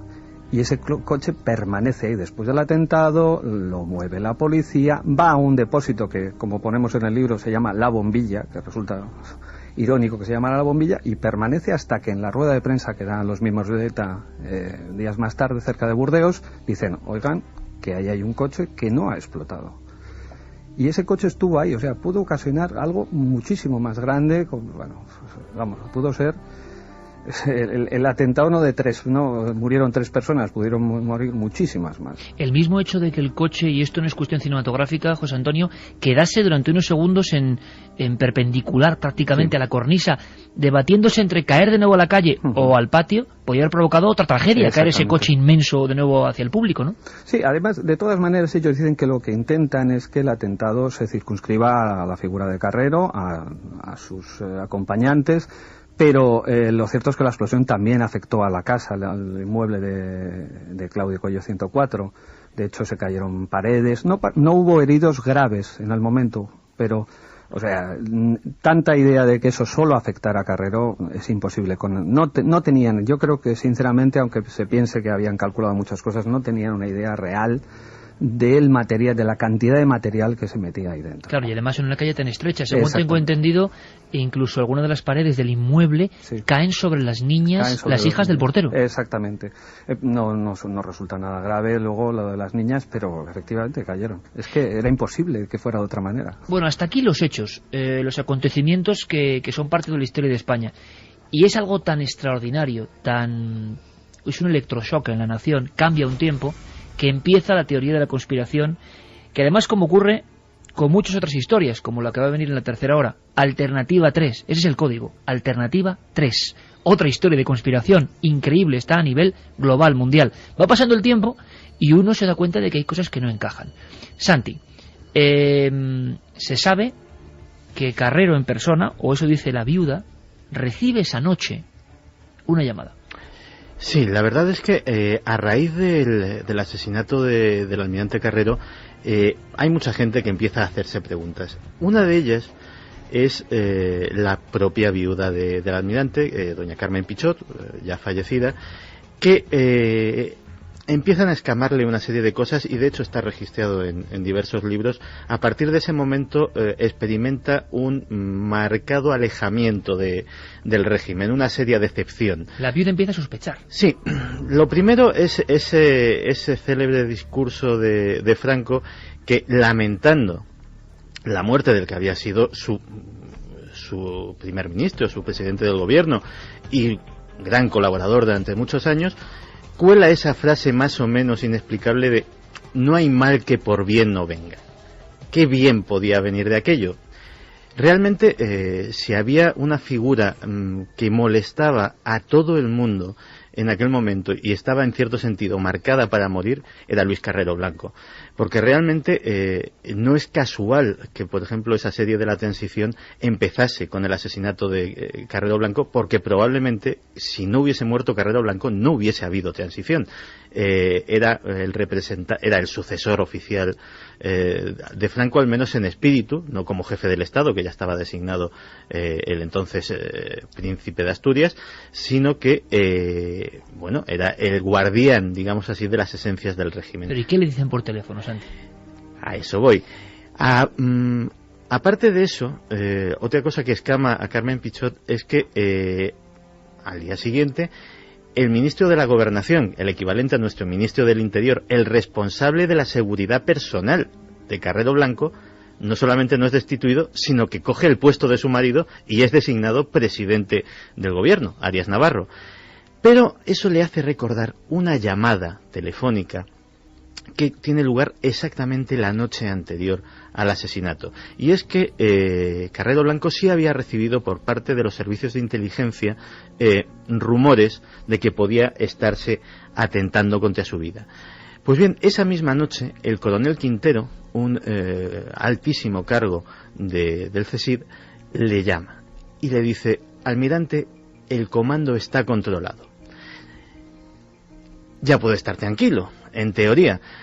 Un rumor que ha sido muy extendido en la comunidad de inteligencia española desde hace tantísimos años es que había mucha gente que podía saber lo que estaba sucediendo. Y fíjate, los primeros en dudar no fue doña Carmen Pichot, los primeros en dudar fueron los propios terroristas, como nos lo enseña esta escena de la película Operación Ogro. Hay algo que no entiendo. El olor a gas, el ruido que armamos. Y además aquí, a 2 pasos de la embajada americana y de la casa de Carrero, pegados a la iglesia a la que él va todos los días. No es posible que nadie se dé cuenta de nada. No van a ser todos idiotas menos nosotros. ¿Qué quieres decir? ¿Y si nos están dejando que lo hagamos? ¿Para qué? No sé, igual para poder cogernos luego a todos juntos. Pero si estamos todos aquí. Ya, pero ellos no lo saben. Estás cansado, Luken. O a lo mejor, no sé, está el problema de la sucesión de Franco. Habrá luchas por el poder entre ellos, ¿no? Y además están los servicios secretos americanos. Sabe Dios, a alguien le podría venir bien que nos carguemos a Carrero. Oye, estamos hechos una mierda sin que nos des el coñazo. Además, si quieren dejarnos de verdad, y a ellos. Le hacemos saltar por el aire y ya veremos al final a quién le ha venido mejor. Venga, a trabajar.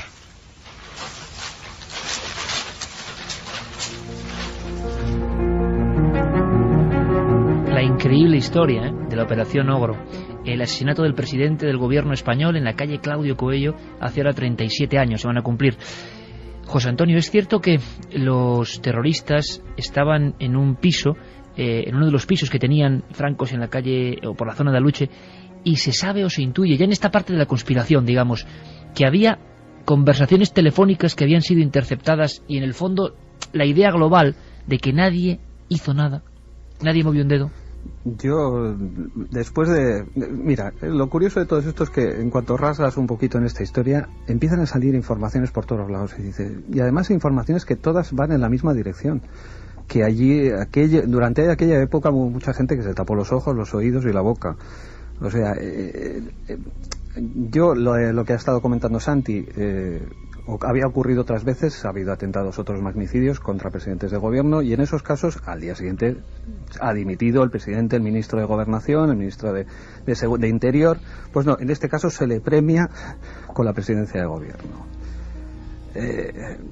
Nada encaja y lo que hemos comentado, ¿qué ocurre? Que se puede hacer un atentado a 150 metros de la embajada de Estados Unidos cuando la noche anterior ha dormido Kissinger.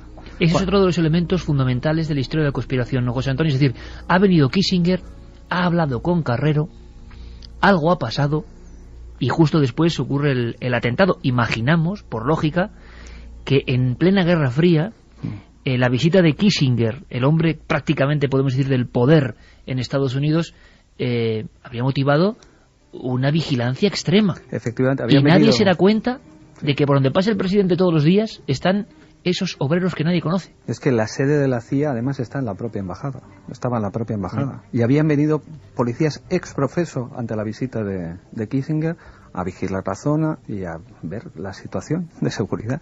O sea, resulta curioso, en la entrevista de Kissinger con Carrero, según he leído las crónicas en su momento, las crónicas de aquel momento también están un poco viciadas, pero lo que luego he podido leer, él se llevó una buena impresión, pero Kissinger se llevó una buena impresión del apoyo que podría encontrar en algunas cosas en Carrero, pero por otro lado sabía que Carrero, por ejemplo, no era partidario de entrar en la OTAN, España, ni había prestado las bases en cierto momento.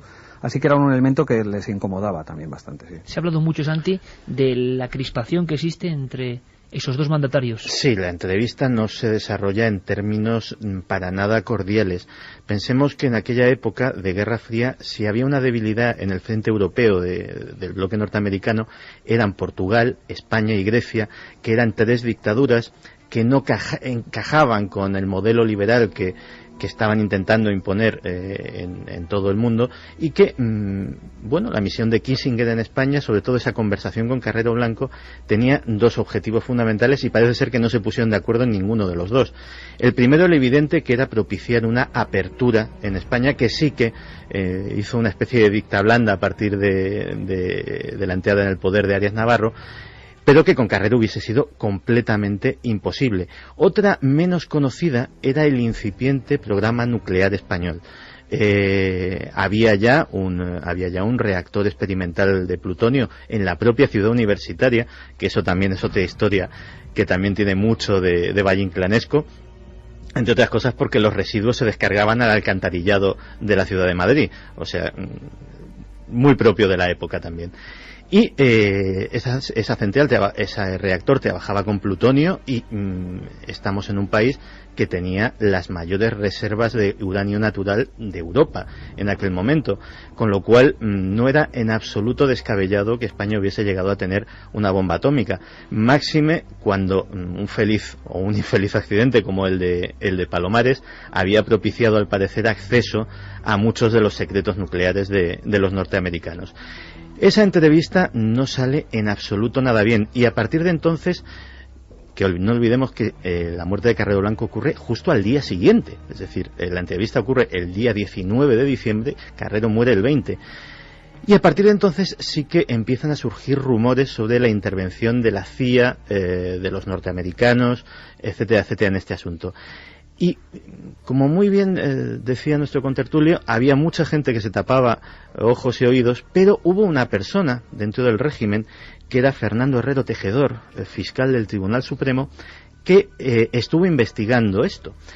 Él había recibido de personas de su máxima confianza dentro de los círculos de inteligencia un informe en el cual se vinculaba a la CIA y a la DIA, a la Central de Inteligencia y a la inteligencia militar norteamericana, en este asunto, y concretamente se señalaban detalles muy concretos, como la llegada a Torrejón de Ardoz de un cargamento desde Fort Bliss, en Estados Unidos, que contenía 10 minas antitanque terrestres de última tecnología, capaces de ser detonadas de forma inalámbrica y de máxima potencia.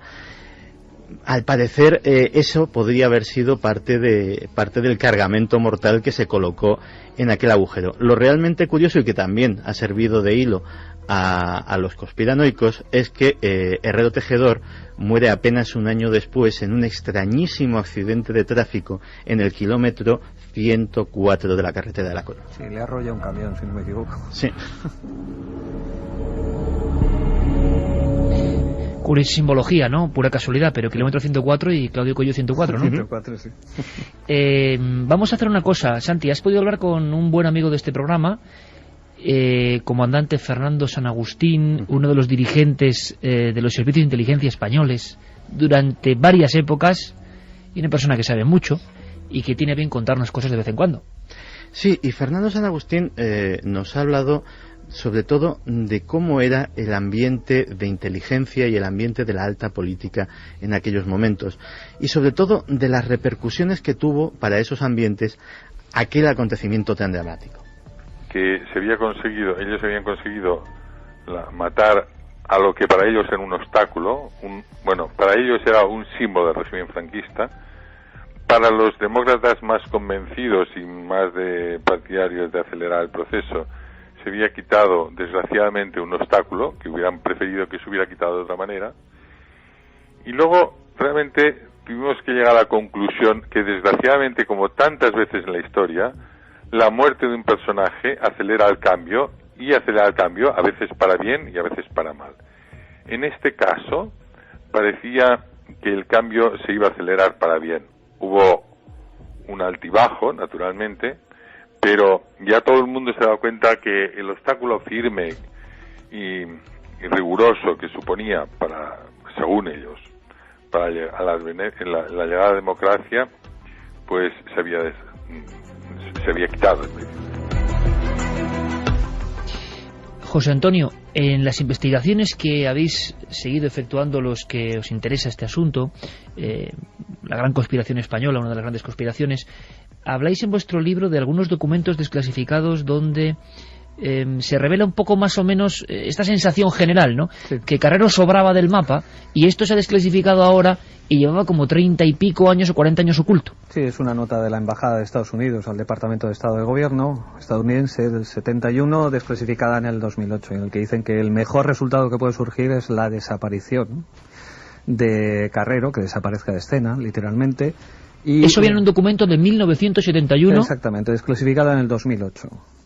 Y dicen que con la posible sustitución por el general Díaz Alegría o por Castañón, que aparentemente eran personas bastante más partidarias de una apertura, cosa que Carrero no lo era. Precisamente el día que muere Carrero se cree que la reunión que iba a haber después que iba a haber en el Ministerio de Gobernación en la Castellana número 3, se iba a hablar del tema de la apertura, pero por lo visto Carrero precisamente lo que quería era advertir que de apertura nada.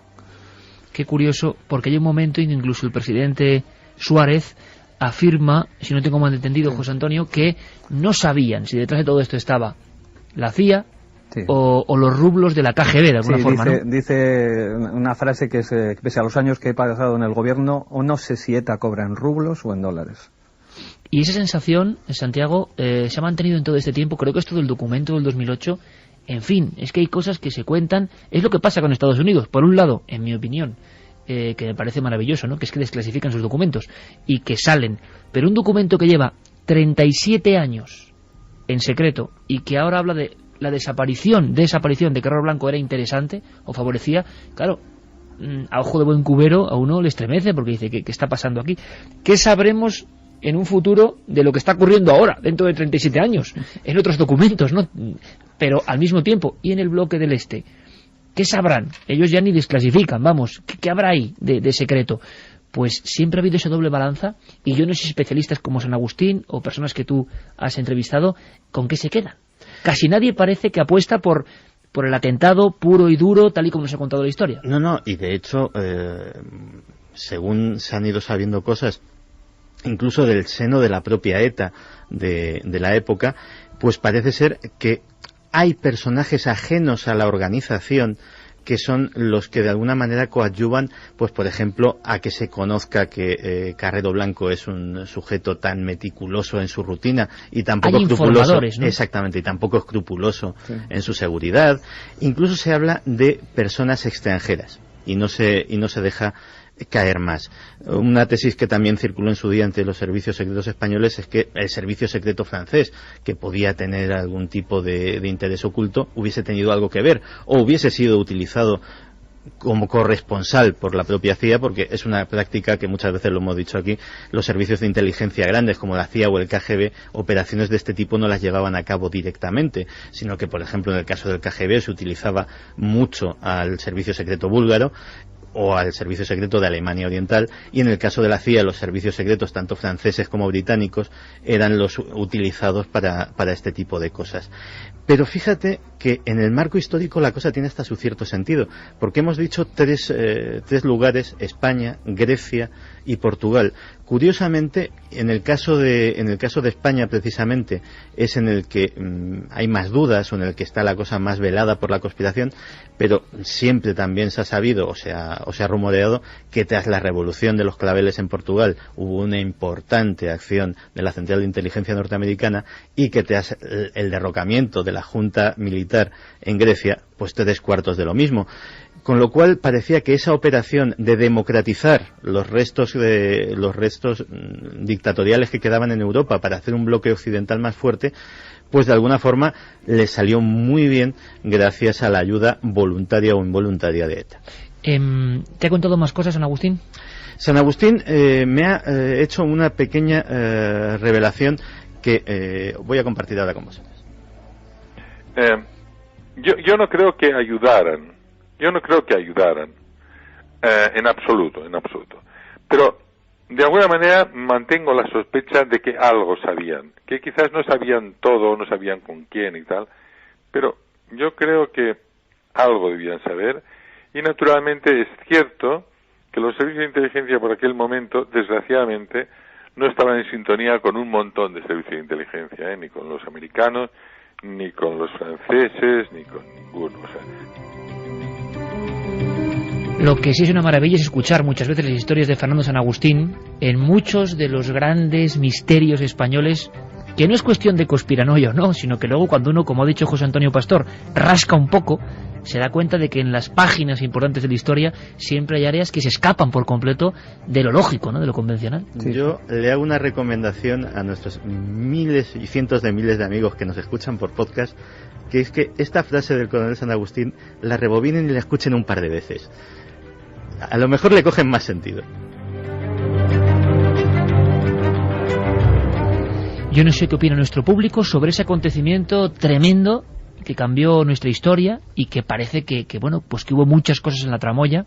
Ahora le voy a preguntar a José Antonio qué queda en el lugar. Ellos han vuelto al lugar, parece mentira, ¿no? Un lugar por el que pasamos muchas veces, que es cotidiano, sí, y que quedan sus secretillos ahí. Pues aparte de lo que te he dicho, el trazado en la carretera, que resulta muy curioso, porque además ya te digo que se ve dónde fue la detonación exactamente, puedes ver la cornisa en la iglesia, en 30 metros arriba. Queda la marca todavía del golpe del coche. Sí, lo han remozado un poquito, pero se ve perfectamente, es un color distinto, y si miras con un poquito de atención, se ve perfectamente. Además del túnel, y una cosa, José Antonio, que me ha llamado la atención, porque vuestro libro, de Madrid al infierno, lo que es un increíble dossier también fotográfico, un trabajo de hemeroteca de investigación ayer y hoy, que me parece fabuloso. Bueno, pues mostráis, por ejemplo, una imagen de una marca un poco siniestra, ¿no? No sé si es roja o negra o qué es, pero que durante un tiempo hubo una marca ahí, ¿no? Sí, en el libro Operación Ogro, el comando de ETA niega que esa marca que la hicieran ellos. Es extrañísimo, curioso que haya una marca, que se quedara una marca en ese sitio. La marca desapareció después, se pintó. Pero estaba justo en el lugar del impacto. Sí, pero bueno, la referencia aparentemente era el Austin, que estaba colocado en el lugar exacto donde tenían que accionar el explosivo. Carmen, ¿qué opina el público? Pues mira, Juan López nos daba una información, nos decía, no sé si la gente sabrá que el vídeo oficial de la voladura del coche de Carrero Blanco lo hizo el truquista de cine Emilio Ruiz del Río, un artista, quizá fue ese un dato de interés, nos decía que... Bueno, es que esa explosión del coche del Doge comentando, además, en la es redacción increíble, para una película creo que del 78, por ahí más o menos, ¿no? Es increíble. Un efecto especial, vamos, puntero, digno de Hollywood de la época. Que lo haces ahora con ordenador y yo no creo que quede igual, ¿eh? Es fascinante que una etapa de la historia de España tan importante y un acontecimiento determinante en el futuro del país esté rodeado aún de tanto misterio. Vaya historia la de Carrero Blanco, cuántas cosas que no sabemos. Y por supuesto, yo creo que hay una cosa muy importante también en todo esto, las interpretaciones, cada uno la que quiera, pero que es, primero, lo que yo he dicho antes, ¿no? ¿Qué habrá sido de las vidas de las personas implicadas en esta historia? Estoy pensando en ese portero, fíjate. Sí.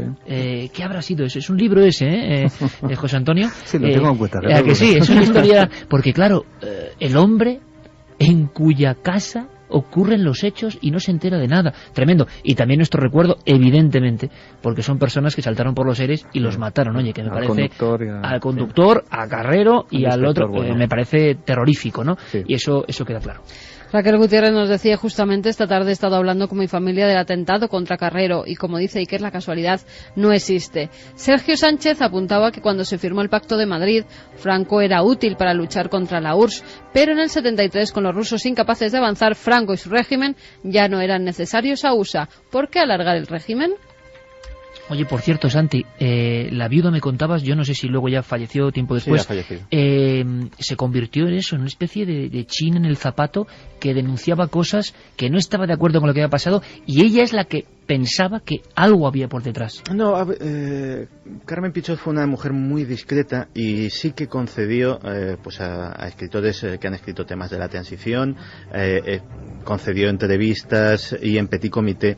No hizo nunca una denuncia pública de sus sospechas, pública de salir a los medios y declarar ella, pero sí que efectivamente esas personas que la conocieron y esos autores que lo reflejan en sus libros, sí que reflejan que era una mujer profundamente decepcionada con un régimen al que lógicamente, siendo mujer del almirante, pues era muy afecta en principio. María Ángeles García preguntaba si las imágenes conocidas del atentado de Carrero Blanco son reales o son ficción. ¿Ves? Es que la gente piensa que la explosión es la realidad, porque está tan bien hecha. Bueno, pues son ficción. Son ficción, hay claro. que aclararlo. Marcelo Fernández nos decía, buenas noches, a lo mejor hay informes secretos acerca del atentado de Carrero Blanco que algún día se desclasificarán. Seguro que serán para alucinar. Pues estamos convencidos. José Antonio, ¿puede quedar alguna sorpresa de un acontecimiento de hace 37 años todavía en la recámara? Hombre, yo antes de empezar este bloque he oído en una cuña vuestra que decía, ¿quieres conocer la respuesta? No sé verdaderamente si la respuesta va a ser fácil de tener.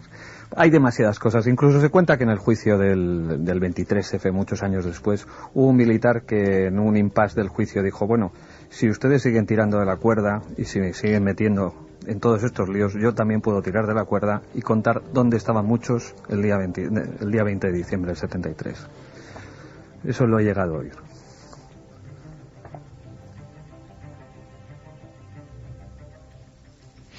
De verdad que, bueno, nos hemos quedado todos así en un impasse, ¿verdad? Hasta la música de Hans Zimmer, de Nixon, que le pega mucho a esto, se ha ido apagando poco a poco, y yo creo que es el mejor colofón posible. ¿Cuántos acontecimientos de nuestra historia están en la sombra? El ejemplo de Carrero pues es uno de tantos, claro, un presidente de gobierno, y en un momento clave. José Antonio Pastor, junto a Marco Besas, ha efectuado esta investigación y muchas más, sí, de Madrid al infierno.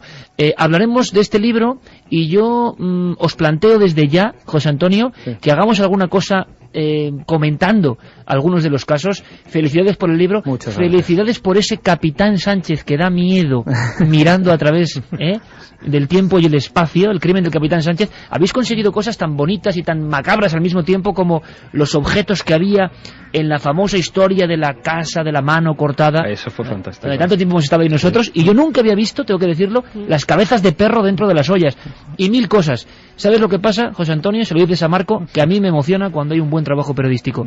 Y aquí lo contaremos. Un abrazo muy grande, amigo. A vosotros, muchas gracias. Miquel Ramos, compañero en Ser Bilbao. Un abrazo muy grande, gracias por todo.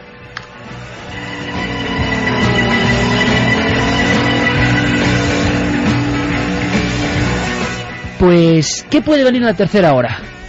Una historia, es una historia... Con mucha polémica. Bueno, bueno, en 5 segundos, al gran Fernando Jiménez del Oso, que los aquí presentes hemos sido sus alumnos y hemos trabajado con él durante años, cuentan que le echaron de Televisión Española por lo que viene a continuación. ¿Verdad o no? Lo va a contar nuestro compañero Diego Marañón.